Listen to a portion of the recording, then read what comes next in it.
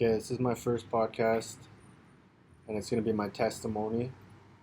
A lot of those life experiences that I've had from being 18 to going on a wild adventure, and finally culminating in a supernatural experience with the Holy Spirit, and me coming full circle and going back to Jesus Christ. My name is Trevor Ahola. I'm from Slave Lake, Alberta, and I grew up there. Normal childhood, lots of fun stuff. Played hockey, got into some trouble. Didn't really have Jesus in my life at that time. I went to a Bible camp, and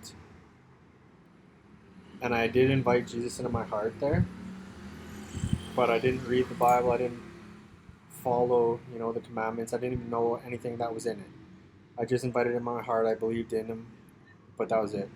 And I got myself into some trouble because of that. Now looking back on it, I thought I was normal at the time, but looking back on it, yeah, I went off the path because of that.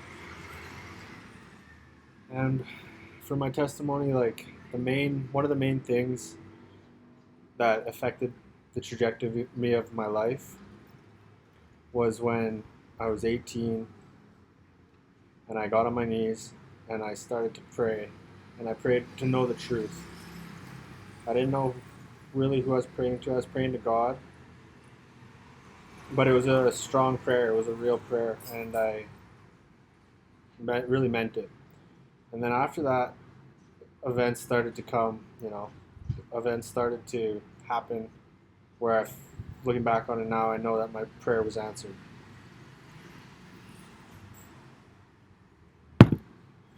And shortly after that, I was still reading books, like reading New Age books.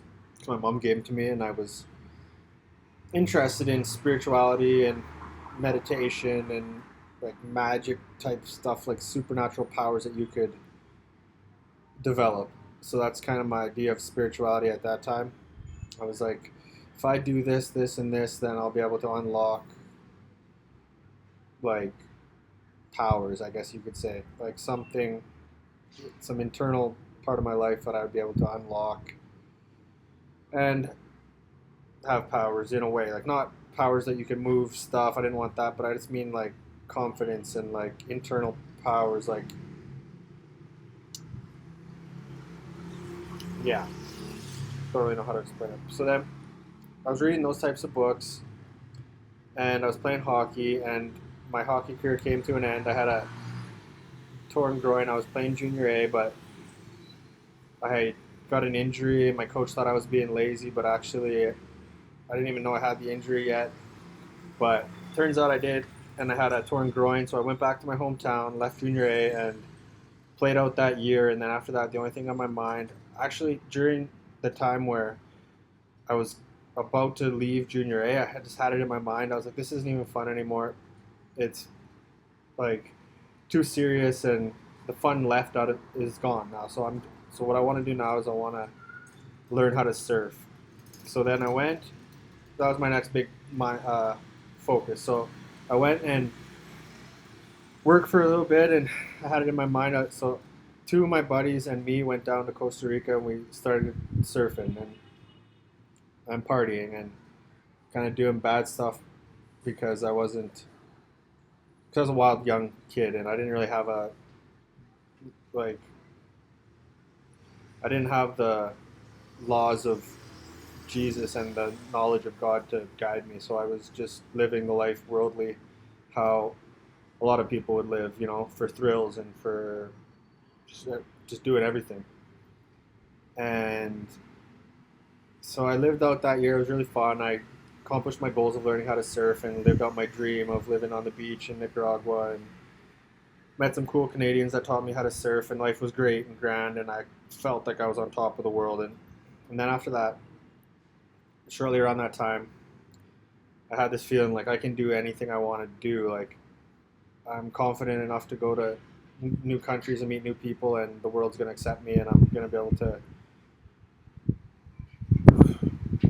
like live that way, and everything's good. And And then shortly after that, when I got back to Canada and I started working again, my dad passed away. And we had been like separated for a few years. Him and my mom separated, and he was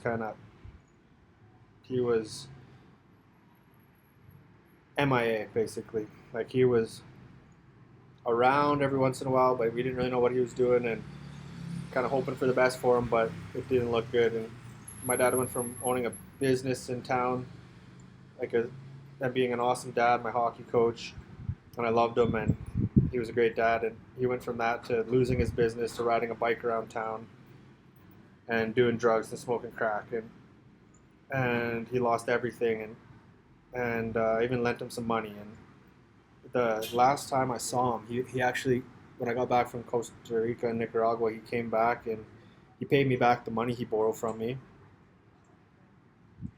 That was the last time I saw him. And then told me how proud he was of me and how strong I looked. And then, like a week later, 2 weeks later, I'm at work and my boss comes up to me, my buddy's dad, and puts his arm on my shoulder. He says, "Let's take a little walk." And then he says, "Yeah, we found your dad in a truck, passed away." So I was in shock and took it really hard, but I just tried to kind of mask everything, and I was smoking weed heavy in those days, and I just tried to keep going, and I was smoking weed all the time, but there's something inside me that was boiling up, and I couldn't like get away from it. Like it was always there, and I didn't know what to do, and I just kept doing what I knew how to do, and that was just smoke weed. And I thought if I went surfing again, I would fix all my problems.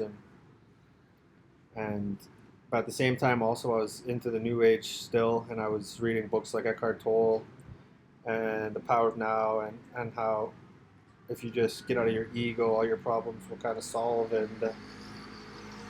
the ego's the enemy, and if you just stay present, you'll just be present all the time and solve everything that way. But that didn't really work.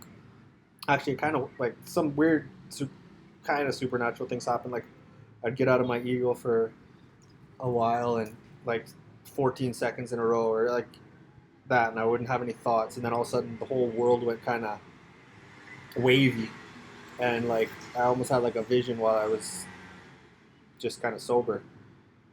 And so I was like, this stuff works, like I'm doing something, I'm getting somewhere. And so I'd stay on those books and that thought train, and thinking it was the big secret that I found, and it was my way to kind of redeem myself in a way. And so then after that work season was over, I had I bought a car, and I went to Tofino in Canada, where I was going to surf because that's what I thought was going to fix everything. So I went there by myself and just stayed at a hostel and went surfing in the cold water with a wetsuit, and that didn't really do anything. And was hanging out at the hostel, playing guitar, not talking to anybody, because I was really had strong anxiety at that time too. Like when my dad died, like all my confidence went away, and I felt just this strong anxiety. But now looking back on it, I know that I was opening doors to demons with sin, with smoking weed all the time, and at the time like pornography too. And so I had lost the good momentum I had as a child, and I started to build up iniquity, like sin, over and over, and that I paid the price with that, with strong anxiety. And it's starting to rain here. I'm just gonna move. And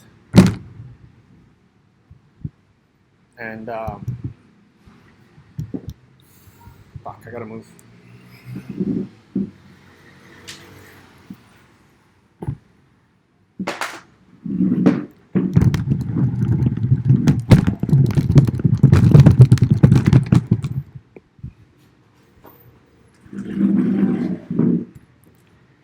With strong anxiety, and I didn't really have that before. And I even remember like people, my old friends and stuff, talking to me, and I wouldn't even, it'd be with them, but I wouldn't even like hear what they were saying because my own thoughts were so loud or something like that, and I couldn't. And I started feeling weird. And I at the same time too, on my first trip to Nicaragua, one of the people there, this lady from um, Winnipeg, told me that if you play hockey and you smoke weed, you have a chance of going schizophrenic. So I was like starting to think that I might be going schizophrenic, and it was scary as heck. And my whole world was caving in basically. So I went back to Costa Rica after that, after I left um, Tofino, and I went back to where the places I was at the year before, and I was like, okay, I'm here. I'm gonna learn how to. I'm gonna start surfing again, and partying, and everything's gonna be good. And I'm gonna meet people and have fun, and not worry about anything, and I'll just be really happy, and life will be grand. So I went there, and that didn't happen, and I still felt weird. And so I was talking with my mom, and she said there's this place in Guatemala that she went to, and it's a meditation retreat, and you can go there and be in silence and meditate and live close to the garden. And I was like, okay, that sounds great because I don't even want to be around people at all. So I went there and I liked it. And when I first stepped in there, I felt some kind of peace, and started off their programs, and you meditate a couple hours a day. And so I did the moon course, and that's a month long. And yeah, there's yoga in the morning, and then there's meditation, metaphysics class, they call it, at 10. And then at 5, right around sunset, there's another meditation. And I did that for the month, and I liked it. And it felt, it was a good little hideout for me. Like I wanted to not be around people and just hide basically. And during that month period, there was one meditation where you bring the face of your father to your life, or into your meditation. And I did that, and then it just broke me down, and I started crying, and went back to my hut, and kept crying and crying and crying. And I guess I probably started processing some of his death at that time finally. And so that let something out, and I felt better. And then I was thinking about doing the moon course, or the sun course, because she said, if there's anybody here that wants to keep going and take on the next course, it's the sun course, and that's goes from the equinox to the solstice, so March 21st to June 21st, and there's a 45-day silence in there, and there's fasting and deeper study, and it's only a exclusive group, but there's like, well, it'll be in the exclusive temple. And so I was thinking if I should do that, and so I did a tarot reading with this guy, and now I know that tarot is like demons talking to you, right? It's not connecting to God, because in the Bible it says don't do anything like that. But I didn't know that at the time, so I took the tarot reading, and I said, yeah, you should do this course. So I did it, or I signed up for it.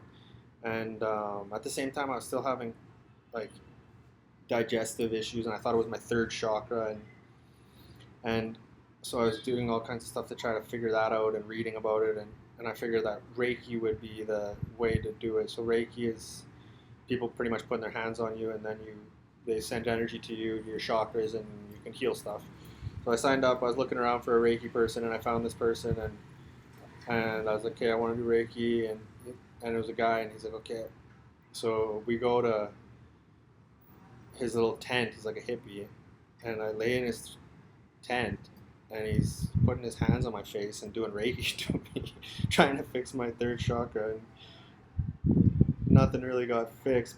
And it was just like holding my breath for about an hour, and I was just like, whoa, that was weird. So yeah, and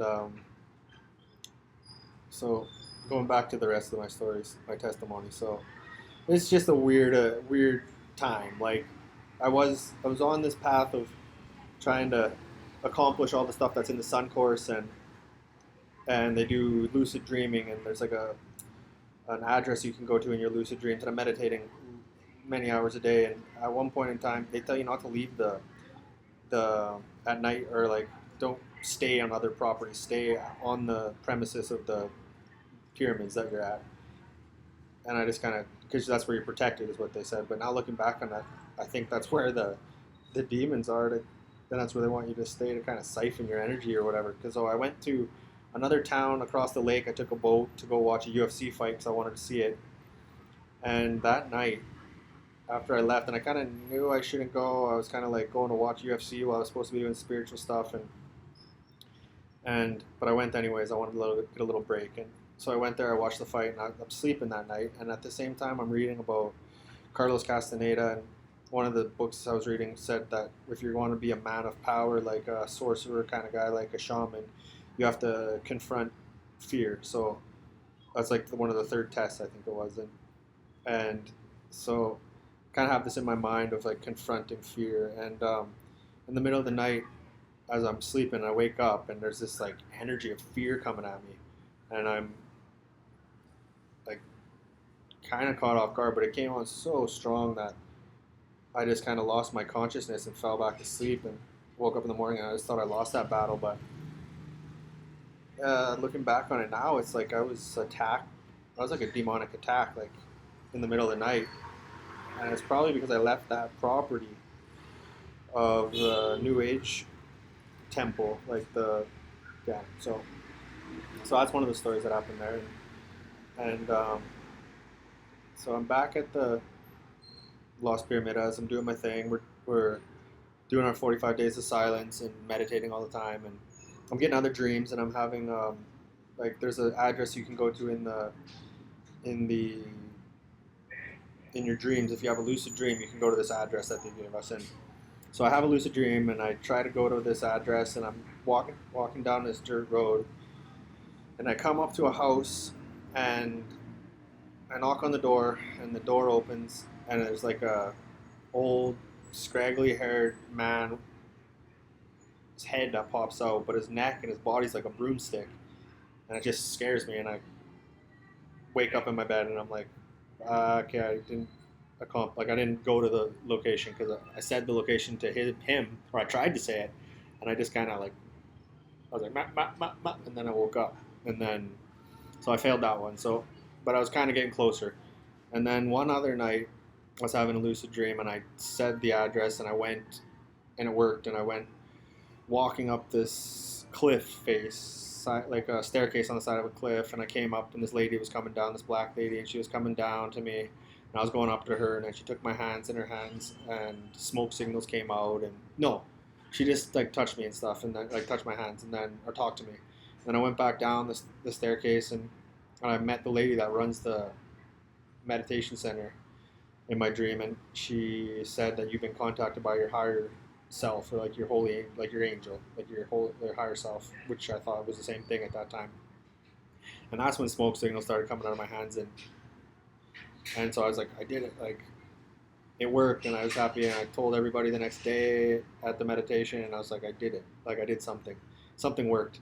And so I just went through that whole process, and during the 45 days, I kind of had a breakdown, and I was eating like cereal where you're supposed to just eat fruit, and I was kind of breaking down. So I was like, I'm gonna save this, save. I'm gonna make up for this, and I'm gonna go camp out and do a spirit quest by myself on this cliff in a tent for 3 days and not eat to make up for it. So I'm doing that. I pack all my stuff, but like my final cheating meal thing was I had like cookies with me too, and I was eating those as I was setting up my tent, and I'm like getting ready to do this, and then one of the guys, like the supervisors from the meditation place, comes out and was like, yeah, you're not allowed to do this. You got to pack your stuff up and come back to the grounds. So I was kind of like relieved. Anyways, like didn't have to do it, but at least I tried, kind of. So I came back there, and I started just, because you weren't supposed to read anything or go on the internet. You're just supposed to be internal. Like the first 45 days, you're supposed to read a whole bunch and pack all this stuff. And this is like Kabbalah mysticism that you're studying, and it's like the Tree of Life and this Kabbalah stuff. And so it's complicated, and I'm only 19, and I'm trying to learn all this. I don't really understand it. It wasn't really vibing with me, but I was still kind of trying to do it. And so I'm on the last 45 days, and I'm like 25 days in or 30, and I'm kind of just like nothing's really happening, and I'm just gonna start reading books. So I read a couple books that I still remember now, but they were New Age books, and they ended up kind of having a strong effect on me because I hadn't read for or I haven't taken anything in for 25 days. So when you read a book after that, it just goes into you. And I read the Celestian Prophecy and this other book about this white guy that ends up getting raised by a and native elder, and he's connecting with animal spirits and kind of shamanism. And so I read these two books, and the Celestian Prophecy is about like seeing energy and kind of shamanistic kind of stuff too. So I figured that was a call or being shown something by God of what my life was supposed to be like. And at the same time, some of the older people that were at the meditation center that had already done the Sun Course would come to our meditations and tell stories. And one of them talked about ayahuasca, and I hadn't heard about what that was before.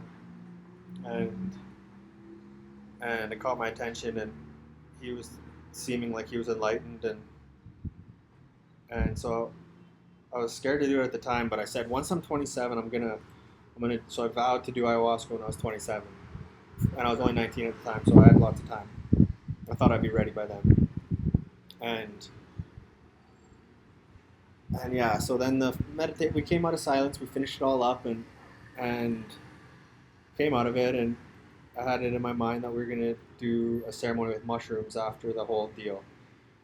And that day, we were gonna do the mushrooms. I had a friend there too, Fetty, and he was Finnish. He was from Finland and Italy, half and half. And my heritage was Finnish, so and we had the same birthday, so we were like good friends, and we'd swim around in the lake and jump off cliffs and stuff. And he was like a kind of like a guiding angel at the time because I was so alone. And he was just a really good friend for me at the time, and we both decided we're gonna do mushrooms. So we rent this little place.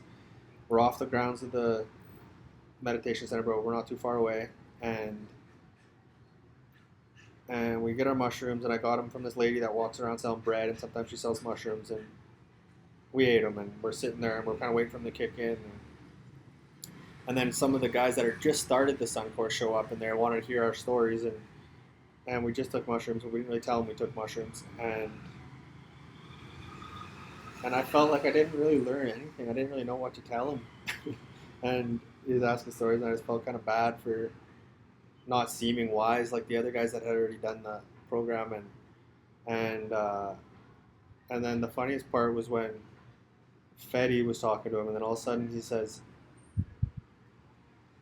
you know what? I'm gonna just talk to you later, and then he just closes his eyes and doesn't even move and just sits there. And I just thought that was funny. But the mushrooms were coming on strong for me, so I was like, I disappeared. I went back to the room by myself, and I had this crazy journey and just like lost. I couldn't see if my eyes were opened or closed, or couldn't tell if they were open or closed. Seemed like they were open when they were closed, and I was seeing stuff, and I just kind of went through hell basically. And then what took me out of it was just the thought of seeing people that I actually loved and wanting to go see them again, like my grandma, my mom, my friends. And that was like the first point after my dad died where I actually wanted to see people again. And so then I left. So I came out of there feeling a little better, and I went back to Canada and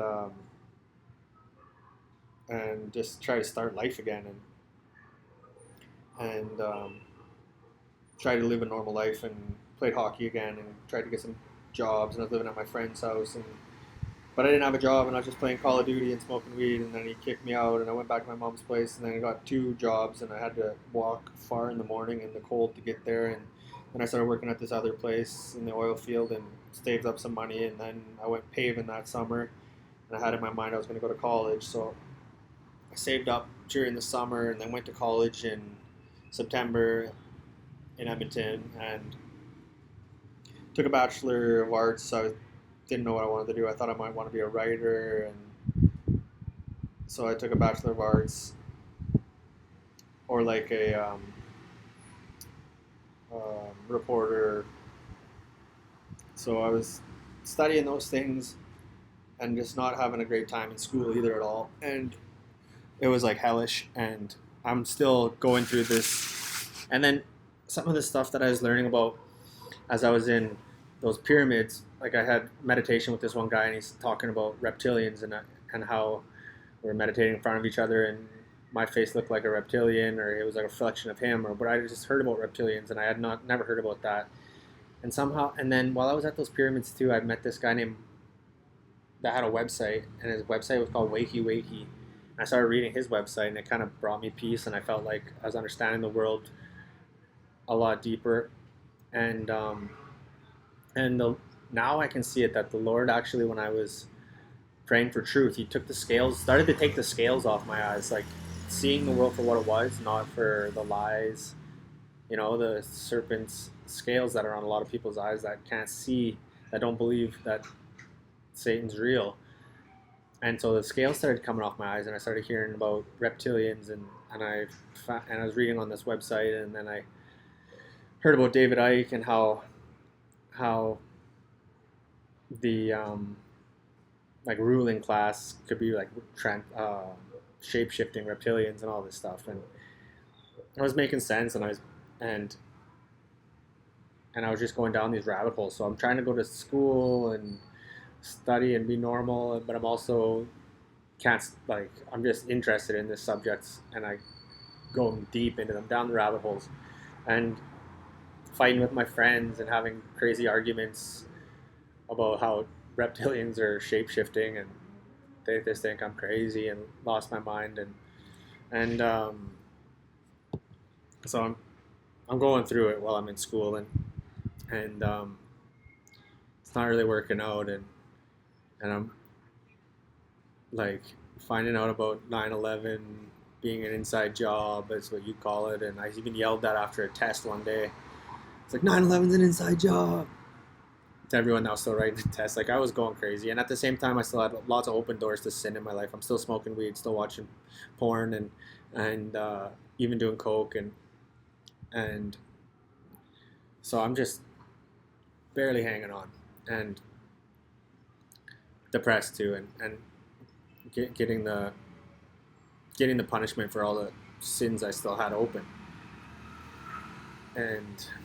but I'm still getting the scales removed from my eyes, and I'm going down these rabbit holes, and I'm still learning stuff, and I'm feeling like I'm on this journey.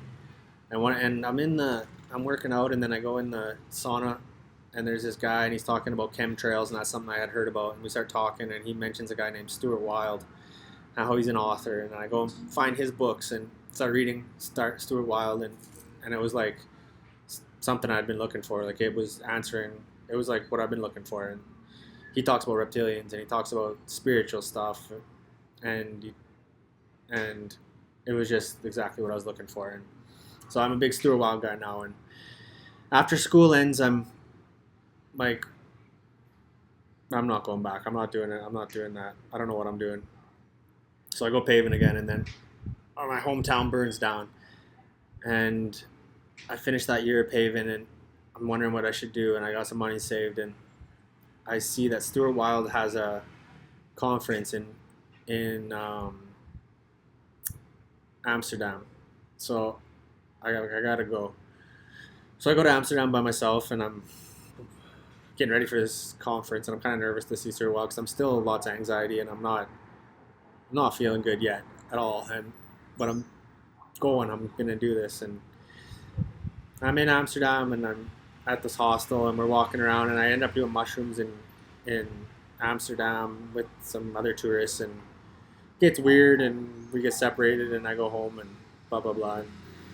And then the next day I go to the conference with Stuart Wilde, and it's like $500 to go, and I listen to him talk, and it's cool, and he puts his hands and gives us a little prayer, and he does bird sounds and blesses you, and I thought it was pretty cool. And he invites us to go to the pub after, but I didn't go because I was still too much anxiety to want to go do that. And so I just went home and went to the hostel, and then after that I go and meet the guy who runs the Wakey website, Wakey Wakey, and we're in Spain on his mountain, on his little yurt on the mountain, and I'm gonna do another retreat there because now I guess retreats are what's gonna get me back to feeling good and gonna unlock something inside me and conquer fear and conquer just I don't know. So I'm in this. So I'm doing another retreat and I'm paying him to be there and then he takes off and he goes to Sweden to see some girl he's talking to. So I'm on this mountain by myself and actually no, before that it was like the 21st of December 2011 and that's when 2012 was about to come around. So we're there and he says I'm actually building an ark with this scientist from Belgium. His name's Patrick Garrel and they're looking at sunspot activity and they figure that there's going to be an X flare that's like 3 sunspots that join up to build a solar flare and it's going to flip the poles on the earth and there's going to be major tidal waves and major cataclysms and they got bunkers made that they're building and they need people to help with all the stuff and that's what he's doing. So I'm like, okay, if this is what's happening, I guess this is where I'm supposed to be right now. I'm gonna hopefully survive this whole thing too.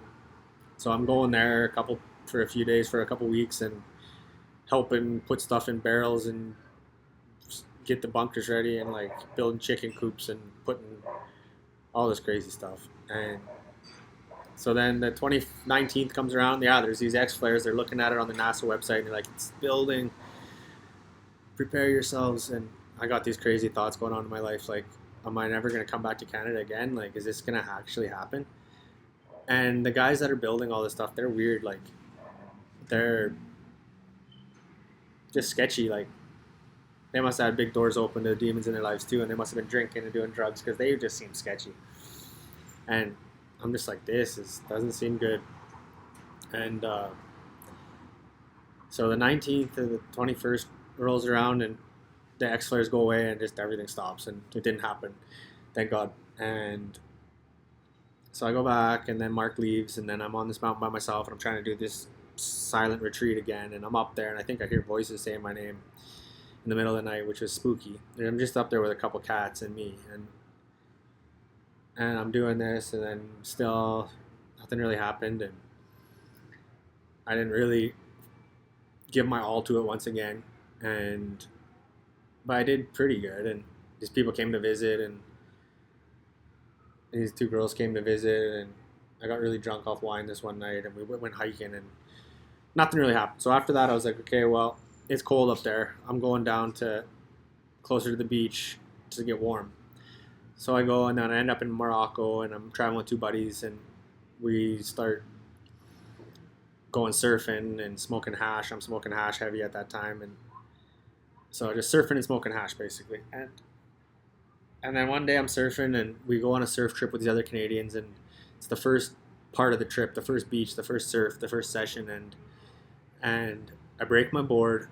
I drop in a wave, I catch it, it's like awesome, but I'm too far back and the wave breaks, closes out and I'm trying to get back out there and the big wave comes and I didn't duck dive right and I just kind of bailed and dived under it and left my board there and then the wave lands on my board and breaks it. I'm getting towed around by a broken board like towards these cliffs like underwater. I can't get back up. And I'm starting to think like, am I going to die in Morocco, stoned on hash, drowned? And it was scary and I was like, I don't want to die like this. So actually the board, I was able to come to the surface. I swam back on my broken board and got out of there. And the board was a rental and I didn't return it. And then my mom was getting phone calls thinking that I was missing. But I ended up talking to her a couple days later and I was all good. I just didn't want to return the board because then I'd have to pay for it. So I didn't do it. And then, yeah, I met a Irish guy and he invited me to come to Ireland. So I went to Ireland to stay at his hostel and betted on some horse racing and drank some pints in Ireland and that was about it. And then I came home. So I'm like 22, 23 now. And after that trip, I had it in my mind. I was like, okay, you're starting to get kind of old. Like, you got to do something else here. So I figured I wanted to be an electrician. So I had a friend that was working in Alberta, and I went and stayed with him, and I got enrolled to be an electrician, and I did that for a year and a half. As I'm still reading the Wakey Wakey website stuff, and still getting the scales pulled off my eyes, and and um, and that's when I first heard about flat Earth, and kind of had the realization that yeah, we're not spinning around the sun, and the sun's actually revolving around the Earth. We're the center. So I'm in the oil field working, and I have these realizations, and I'm looking over at these sites on the oil field, and I'm just like, there's flat. Like, it's crazy. And this is like in 2015 probably, so it was before it even became a thing. So I'm like one of the first people to know about it because of the Wakey Wakey guy, because I got it from him first, and just going about my day thinking I want to be an electrician, but I'm just not really work. It's not really working out, and like I'm not happy, and um, meet this one girl. She's a welder, and I'm a electrician, and I get her phone number. I give her my phone number, and we go out, and then it didn't work out, and she dumps me, and after a little while, and anyways, I keep going, and then the oil field gets slow, and I just get out of school for my first year electrician, and then the job I had, they didn't really have much work, and I needed to make some money, so I went back paving, and I called my old boss, and he called his other a few people he knew, and one crew took me in, so I went paving with them, and then I finished up that year. I go back down to BC where my mom lives, and I'm looking for electrical work there because that's where I wanted to start my new life, and I get a job for a bit, for a couple months, and I get in a little argument with one of the journeymen, and I'm using a sawzall to cut this piece of metal, and he's like, "Oh, I never seen someone cut a tin snip job with a sawzall," and I said, "Well, now you have." And after that, then like 2 days later, they're like, "Yeah, we don't need you anymore." So I got run off that job, and at the same time, my buddy was going down to Central America, and he invites me to go down, and so I was like, "Yeah, I'll go." So I went down, and now I'm 26-ish at the time, and I mean we're traveling around Central America and going to bars at night, going to the beaches, and then doing hikes through the jungle. And I meet this guy on our hike. It's like an 80-kilometer hike, and you go 40 in, 40 out, 40 kilometers in, 40 out, and you see these old ruins. I forget the name now. Uh, Forget, but it's in Guatemala, and I meet this American guy there on our trip, and he comes in. He's just got Nike shoes, and we're all like got our bags packed up, ready to do some hiking, and he just rolls up with a t-shirt and Nike shoes, and and we chat, and it's cool, and it's fun, and we did this hike, and then yeah, I kind of got the feeling in me that I was like, okay, you've been hanging out with groups of people for a while, and it's cool and everything, but I want to go be by myself and see if I can like tap into my spiritual side and see what I really got to do here. So I'm by myself. I go back to the meditation place where I was 7 years earlier for the first time.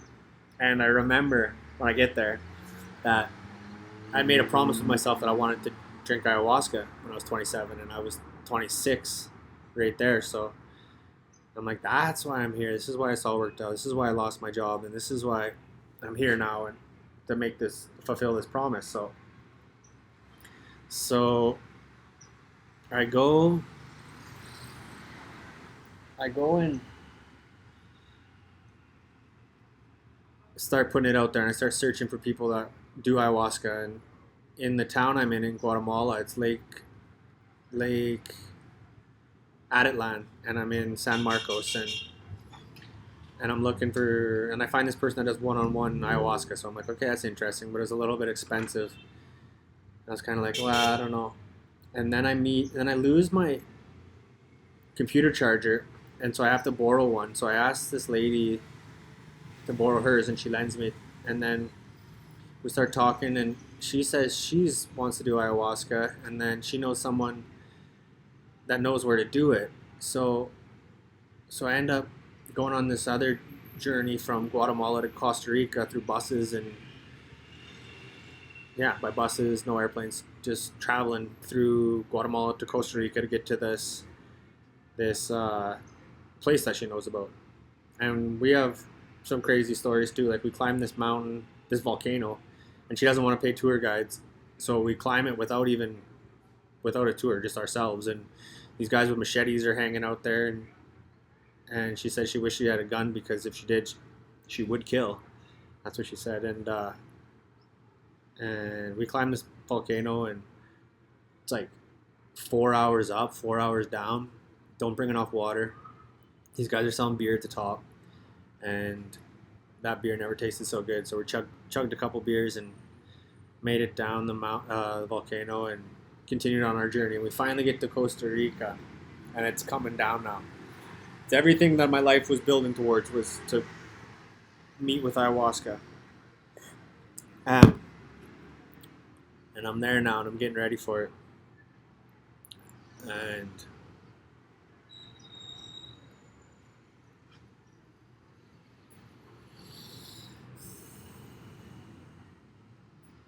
and so I go. So I know it's a lot. I'm not just thinking if I can cut this into two pieces, 30, 40 minutes. I think I might. Yeah, it's good enough for a day. So I'm about to drink ayahuasca, so come back and watch the next one. And that's when next portion of my journey continues. Peace.